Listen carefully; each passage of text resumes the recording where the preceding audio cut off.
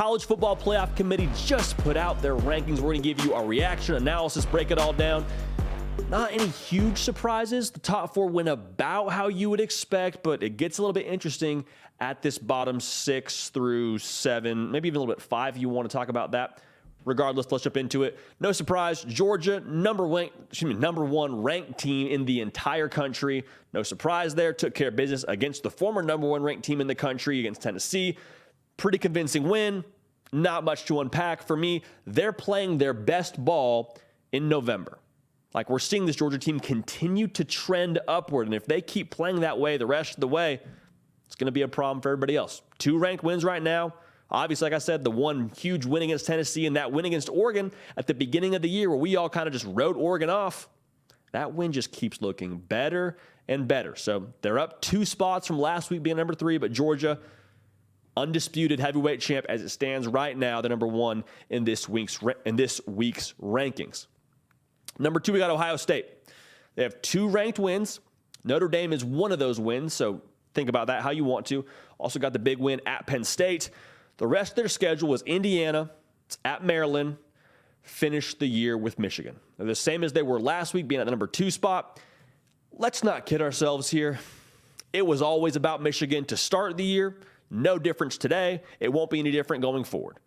Ohio State season continues to be about that game, Thanksgiving weekend, where they play Michigan in Columbus. That will determine the Buckeyes' fate. So this is great to talk about rankings. We're going to talk about Michigan here in like 2 seconds. But everybody understands, both in Columbus and in Ann Arbor, that game is going to determine what happens for these teams the rest of the way. Like we already alluded to, number 3 team in the country, the Michigan Wolverines. 1 ranked win right now against Penn State.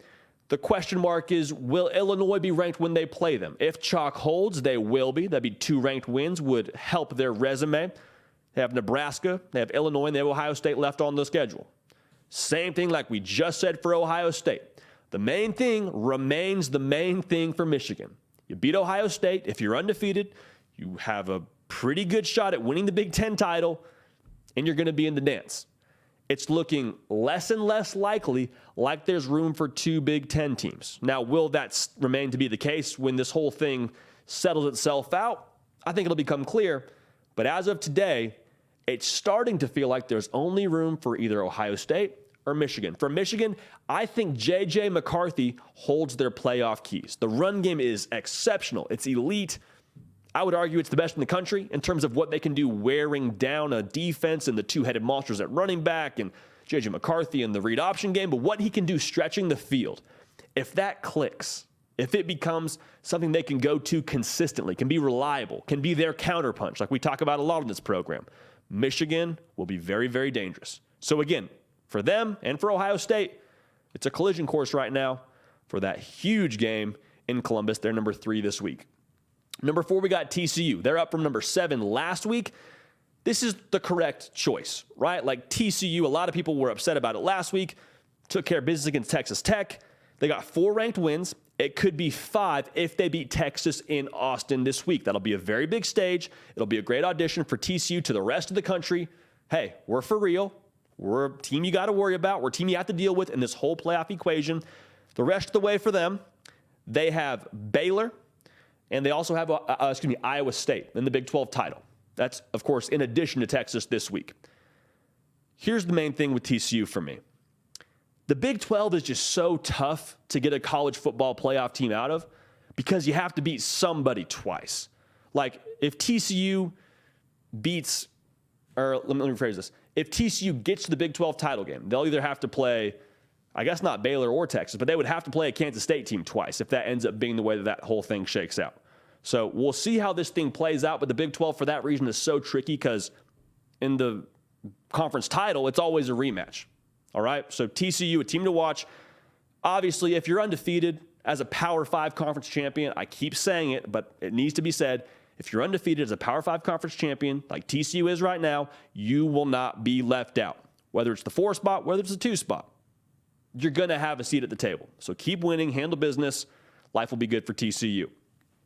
Number 5, previously number 1 ranked team in the country, the Tennessee Volunteers fall to the 5th spot after the loss to Georgia. The thing Tennessee still has working for them is the resume. They did a lot of dirty work early in the year, having 5 ranked wins, most notably over Alabama. Their resume is going to be really, really tough to turn away from if TCU does get a loss. Meaning, if there's another spot that opens up, I think Tennessee's sitting right there and going to have a pretty good case to make. Because let's say Oregon wins the Pac-12, and we're going to get to them in a second. Let's say they win the Pac-12, they're a one-loss conference champion. Well, guess what? You have a similar, no, actually, let me rephrase that. You have a loss to the same team, except Tennessee lost by 14, Oregon lost by 46.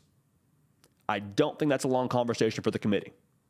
Maybe the conference champion thing plays more of a factor than I'm assuming it is, but I don't feel like we're wrong on this one. So Tennessee, they're at 5, well within striking distance if they get a little bit of help from TCU. Now at 6, we got Oregon. They have 2 ranked wins, potential for 5 ranked wins. Again, the schedule is Washington, Utah, at Oregon State, and then whoever they play in that Pac-12 title game. You would hope it's USC, and you hope they keep winning so that could be a resume booster for them. But again, you want to kind of avoid this situation where you have to compare resumes with Tennessee and you have to sort of bring that ugly card out of your back pocket that says, yeah, we lost to Georgia by this much. So for Oregon, you'd like to get some help from somebody else, namely TCU, to maybe, clear up some space, and maybe Tennessee could somehow lose to one of these teams they have the rest of the way. I wouldn't bank on it, but I still think Oregon needs just a little bit of help and win convincingly to get to where they want to be in this whole equation. So again, our top 6, we got Georgia. Well, excuse me, not our top 6. The committee's top 6 is Georgia at 1, Ohio State at 2, Michigan at 3, TCU at 4, Tennessee at 5, Oregon at 6, LSU on the outside looking in with 2 losses. We have a video out on them coming out very, very soon. Tonight, actually. LSU's at 7, not on this graphic, but something to keep an eye on going forward. So that's the rankings this week. We'll give you our rankings again on Sunday as it stands for the college football playoff rankings, but there is a lot of ball left to be played. The rankings is fun to talk about. It's a great TV product to talk about. It's a great thing that we get to do every single Tuesday, but the reality is this will still get settled, contrary to popular belief, on the field. All right? Follow me on Twitter and Instagram at JD Piquel with every single thing that we're doing here. Nick Brake does the real heavy lifting. You can help drive this whole operation by subscribing to the channel. So thank you in advance for that. We're going to keep the party rolling, and we will see y'all next time. Hey y'all, thanks so much for watching. Subscribe to the channel here to make sure you don't miss an episode of The Hard Count. Also be sure to check out other videos on the On3 YouTube channel.